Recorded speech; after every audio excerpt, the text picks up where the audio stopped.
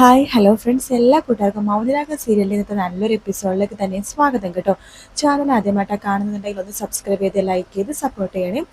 അങ്ങനെ നമ്മുടെ കല്യാണിയാണെങ്കിൽ ജ്യൂസ് കുറച്ചിങ്ങനെ കുടിക്കുന്നുണ്ട്. താര കല്യാണിനെ തന്നെ നോക്കിക്കൊണ്ടിരിക്കുക കേട്ടോ. താര എടുത്ത് കല്യാണി ചോദിക്കേണ്ടത്, എന്ത് പറ്റി ആൻറ്റി, എന്താ ഇങ്ങനെ വിഷമിച്ചിരിക്കുന്നത്? ദേ ആൻറ്റിക്ക് പിന്നെ വിഷമമായി. നോക്ക് ആൻറ്റി, ഞാൻ പറയണത് ആൻറ്റി കേക്ക്.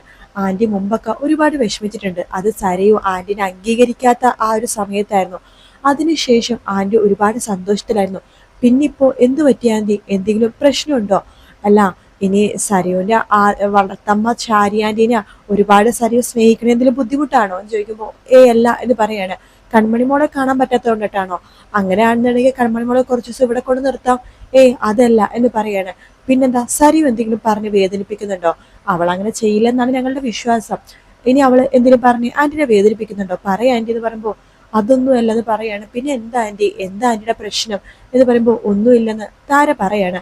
അത് കേൾക്കുന്ന കല്യാണി പറയണ്ടേ, ആന്റിക്കറിയാലോ എൻ്റെ അമ്മ മരിച്ചത് പിന്നെ ആന്റീനെയും കിരണേട്ടൻ്റെ അമ്മേനെയും അതുപോലെ തന്നെ ലക്ഷ്മി അമ്മേനെയൊക്കെ സ്വന്തം അമ്മേനെ പോലെയാണ് കാണുന്നത്. അതുകൊണ്ടാണ് കുറേയൊക്കെ ഞാൻ വിഷമം മാറി ചിന്തിക്കുന്നത്. ആ സമയത്ത് ആന്റി ഇങ്ങനെ വിഷമിക്കല്ലേ? ആന്റി വിഷമിക്കേണ്ട കാരണം പറ. ദേ, എന്നോട് സത്യം തുറന്നു പറഞ്ഞില്ല അങ്കൾ, ഞാൻ വീട്ടിൽ പോയി കഴിയുമ്പോൾ കിരണേട്ടൻ ഇങ്ങോട്ടേക്ക് വരും. പിന്നെ കിരണേട്ടൻ ആന്റിനെയും കൂട്ടിക്കൊണ്ട് ഏതെങ്കിലും ഡോക്ടറിന്റെ അടുത്ത് പോകും. എന്താ, അത് വേണോ? വേണ്ടെന്നാണെങ്കിൽ ആന്റി സത്യങ്ങൾ പറ എന്ന് പറയുമ്പോൾ ഒന്നുമില്ല എന്ന് പറഞ്ഞിട്ട് താര അവിടെ നിന്ന് എഴുന്നേക്കാട്ടെ. പെട്ടെന്ന് കല്യാണിക്ക് ഒരു ചുമ വരുവാണ്.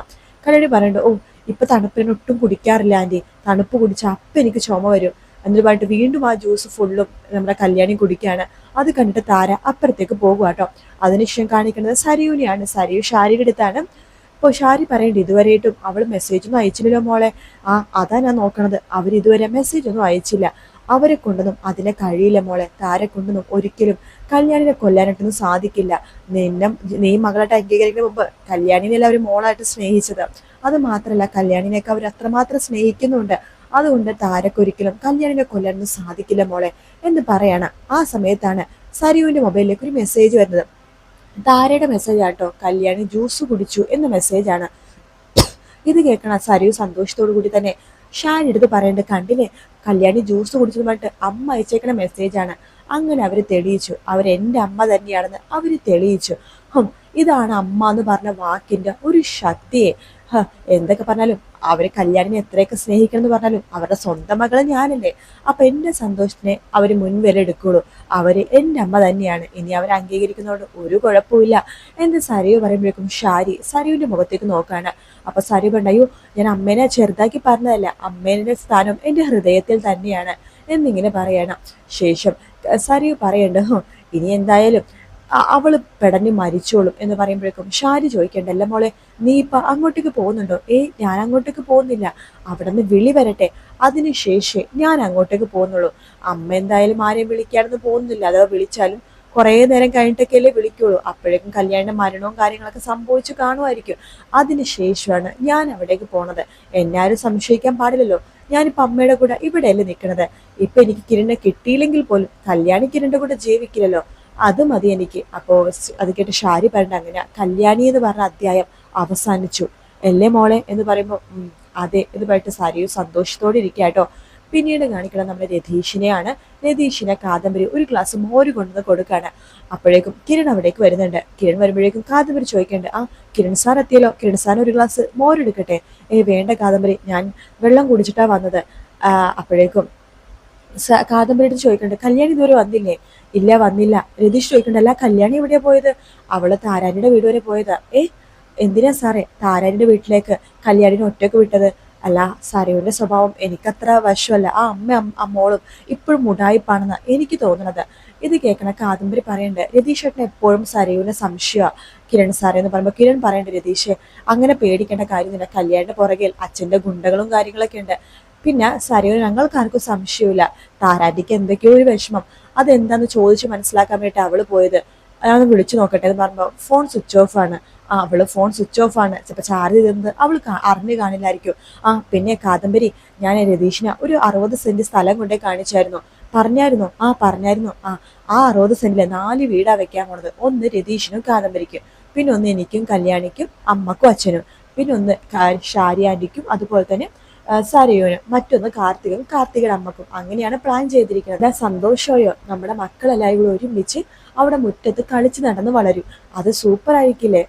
അതെ സർ എന്ന് പറയണത് ഞാനിന്ന് പോയിട്ട് ഡ്രസ്സ് മാറ്റിയിട്ട് വരാൻ കിരൺ അകത്തേക്ക് പോവാണ്. ആ സമയത്ത് കാദംബരി രതീഷിനോട് പറഞ്ഞ, കണ്ടില്ലേ കിരൺ സാറിന്റെ മനസ്സ്, മുമ്പ് എന്തൊക്കെ കിരൺ സാറിന്റെ കുറ്റം പറഞ്ഞതാ രതീഷേട്ടൻ എന്ന് പറയുമ്പോൾ, നീയും അങ്ങനെ തന്നെ ആയിരുന്നില്ലേ? ഇപ്പോഴാണ് കിരൺ സാർ എന്താണെന്ന് ഞാൻ അറിയണത്. എൻ്റെ മനസ്സിലെ നന്മ ഇപ്പോഴല്ലേ വന്നത്. പിന്നെ ഇനിയിപ്പോ കിരൺ സാർ ചാവാൻ പറഞ്ഞാലും ഞാനും വേലുവൊക്കെ ചാവോടി. അത്രയ്ക്ക് ഇഷ്ടം ഞങ്ങൾക്ക് കിരൺ സാറിനെ ഞങ്ങൾ അത്രത്തോളം ഞങ്ങൾ സ്നേഹിക്കുന്നുണ്ട്. കിരൺ സാർ എന്ത് പറഞ്ഞാലും ഞാനും വേലും ചെയ്യും, ഞാനും വേലും ഇപ്പൊ ഒരുപോലെയാ എന്നൊക്കെ പറഞ്ഞ് അവരിങ്ങനെ സംസാരിച്ചുകൊണ്ടിരിക്കുകയാണ്. പിന്നീട് കാണിക്കണ നമ്മുടെ രൂപേനെയായിട്ടോ. രൂപ ഓടി വന്ന് ചന്ദ്രസേനോട് ചോദിക്കേണ്ടത്, അല്ല കിരൺ, ഞാനൊരു സ്വപ്നം കണ്ടു ചന്ദ്രേട്ടാന്ന് പറയാണ്. എന്താ രൂപേ? അത് കല്യാണി മോൾക്കൊരു അപകടം പറ്റുന്നത്, അത് പറയാൻ പോലും എനിക്ക് വയ്യ. കല്യാണി മോള് ഇത് എവിടെയാ, ഒന്ന് വിളിക്കണത്, ഞാൻ വിളിച്ചിട്ട് മോളുടെ ഫോൺ സ്വിച്ച് ഓഫാ എന്ന് പറയാണ്. താൻ ടെൻഷൻ ആവണ്ട, ഞാൻ കിരണിനൊന്ന് വിളിച്ചു നോക്കട്ടെ എന്ന് പറഞ്ഞിട്ട് അപ്പൊ തന്നെ നമ്മുടെ കിരണിനെ വിളിക്കുകയാണ് ചന്ദ്രസേന കേട്ടോ. അച്ഛ പറയച്ചാ, അല്ല കല്യാണി മോള് എവിടെയാടാ? നിന്റെ അമ്മയ്ക്ക് കല്യാണി മോളോട് സംസാരിക്കണമെന്ന്. കല്യാണി താരാനിയുടെ വീട് വരെ പോയിരിക്കുക. താരാനിക്ക് എന്തോ വിഷമവും കാര്യങ്ങളൊക്കെ ഉണ്ടല്ലോ, അത് ചോദിച്ചു മനസ്സിലാക്കാൻ. ആണോ? മോളിട്ട് വന്നില്ലേ? ഇല്ല, ഞാൻ വിളിച്ചു നോക്കിയപ്പോൾ സ്വിച്ച് ഓഫ് ആയിരുന്നു. അവള് ചാർജ് ഇരുന്ന കാര്യം അറിഞ്ഞു കാണില്ല. ആണോ? നിന്റെ അമ്മയും വിളിച്ചിരുന്നു, സ്വിച്ച് ഓഫ് ആണെന്നാ പറഞ്ഞത്. അമ്മക്കാണെങ്കിൽ ഭയങ്കര ടെൻഷൻ. പേടിക്കൊന്നും ഇല്ല അച്ഛാ എന്ന് പറഞ്ഞിട്ട് കിരൺ ഫോൺ വെക്കാണ്. ആ സമയത്ത് ചന്ദ്രസേന പണ്ട് രൂപയെ പേടിക്കാനൊന്നുമില്ല. കല്യാണി മോളെ താരയുടെ വീട്ടിലേക്ക് പോയിരിക്കുക. താരയുടെ വീട്ടിലേക്കോ? അവിടെ എന്തിനാ പോയത്? അല്ല, താരയ്ക്ക് എന്തോ വിഷമവും കാര്യങ്ങളൊക്കെ ഉണ്ടെന്ന് പറഞ്ഞല്ലോ, അത് സംസാരിക്കാൻ വേണ്ടി പോയതാ. താര എനിക്ക് അപകടം പറ്റിയിട്ട് ഒന്നും വന്നു പോലുമില്ല. ഞാൻ വീട്ടിൽ ഡിസ്ചാർജ് ആയിട്ടും വന്നില്ല, എന്നെ വിളിച്ചുമില്ല. എടോ, താര ഇതിനിടയ്ക്ക് ഒരു പ്രാവശ്യം വിളിച്ചിരുന്നു. ആ സമയത്ത് തന്നെ ഹോസ്പിറ്റലിലായിരുന്നല്ലോ. എന്നാലും ഇവിടെ വന്ന് നിൽക്കേണ്ടതല്ലേ താര? ശരിക്കും പറഞ്ഞാൽ താരയും സരിയും എന്തിനാ അവിടെ മാറി നിൽക്കണത്? അവർക്ക് ഇവിടെ വന്ന് നിന്നൂടെ എന്ന് പറയുമ്പോഴേക്കും യാമിനി പറയുന്നുണ്ട്, അത് നല്ല കാര്യം തന്നെയാ. താര ചേച്ചി ഇവിടെ ഉണ്ടെങ്കിൽ എനിക്കൊരു സഹായമാ. മിണ്ടിയും പറഞ്ഞൊക്കെ ഇരിക്കാലോ. അത് കേട്ട് ചന്ദ്രസേന പറയുന്നുണ്ട്, അതിന് താര സംസാരിക്കില്ലല്ലോ. താര സംസാരിക്കില്ലായിരിക്കും, പക്ഷെ ഞാൻ സംസാരിക്കുമല്ലോ. എനിക്ക് അവരുടെ ഭാഷയൊക്കെ നന്നായിട്ട് അറിയാം. മുമ്പ് കല്യാണിയുടെ സമയത്തെ ഞാൻ ആ ഭാഷയൊക്കെ പഠിച്ചതാണല്ലോ എന്ന് പറയാണ്.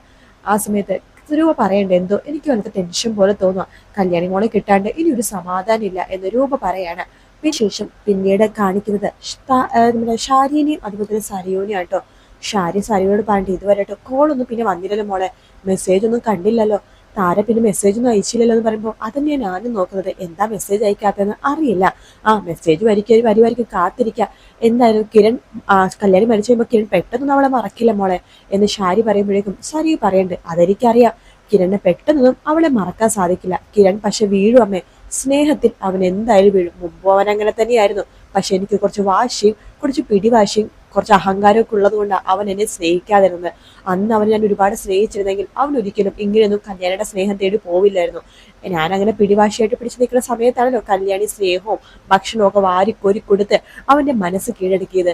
ഇനി എന്തായാലും അങ്ങനെ ഒരു സംഭവിക്കില്ല. കല്യാണി മരിച്ചു കഴിഞ്ഞാലേ അവന്റെ സ്നേഹമായിട്ട് ഞാൻ അവന്റെ അടുത്തേക്ക് പോകും. പിന്നീട് അവൻ എന്നെ സ്നേഹിച്ചോളും. പിന്നെ കൺമണി മോളെക്കാളും കൂടെ ഞാൻ കല്ലു മോനെ സ്നേഹിക്കും. നിനക്ക് ശരിക്കും അതിനൊക്കെ സാധിക്കും മോളെ എന്ന് ഷാരി ചോദിക്കുമ്പോൾ, എവിടെ നിന്ന് സാധിക്കാൻ? എനിക്ക് സാധിക്കൊന്നുമില്ല. എനിക്ക് എന്റെ കൺമണി മോള് തന്നെയാ വരുന്നത്. പക്ഷെ മറ്റുള്ളവരെ കാണിക്കാനായിട്ടെ അവളുണ്ടല്ലോ പിശാച്ച്, അവളുടെ മകനായിട്ടുള്ള കല്ലുമോനെ സ്നേഹിച്ചല്ലേ പറ്റൂ. അതുകൊണ്ട് ഞാൻ കല്ലുമോനെ സ്നേഹിക്കും. അതിനുശേഷം കിരണിന്റെ ജീവിതത്തിലേക്ക് ഞാൻ കടന്നു കയറും. അല്ലെങ്കിലും കിരൺ എന്നെ സ്നേഹിച്ചോളും. അല്ലെങ്കിൽ അതിനൊന്നും ഞാൻ ഇപ്പോൾ കൺമണിമോളെയും കല്ലിമോനെയും നല്ല ഞാൻ പ്രാധാന്യം കൊടുക്കുന്നത് കിരണായിട്ടുള്ള ഒന്നിച്ചുള്ള ജീവിതമാണ്. അപ്പോഴേക്കും ഒരു മെസ്സേജ് വരണം. ഇത് മെസ്സേജ് വന്നല്ലോ എന്ന് തുറന്നു നോക്കുമ്പോൾ മാങ്ങാത്തൊരി ബാങ്കുകാരുടെ മെസ്സേജാണ്. എന്തായാലും ഇപ്പൊ മെസ്സേജ് വരുമായിരിക്കും എന്നൊക്കെ പറഞ്ഞ് സാരി ഇങ്ങനെ കാത്തിരിക്കുന്ന ഭാഗത്തോടെയാണ് ഇന്നത്തെ എപ്പിസോഡ് തീരുന്നത്. എന്തായാലും നമ്മുടെ കല്യാണിയല്ല, താരയാണ് മരിക്കാൻ വേണ്ടി പോകുന്നത് കേട്ടോ. കാത്തിരുന്ന് കാണാം. അതാണ് നമ്മുടെ വീക്കെൻഡ് പ്രൊമോ. വീഡിയോ ഇഷ്ടപ്പെട്ടാൽ ലൈക്ക് ചെയ്യുക, സബ്സ്ക്രൈബ് ചെയ്യുക, കമന്റ് ചെയ്യുക. മറ്റൊരു വീഡിയോ കാണാം. Take care, bye bye.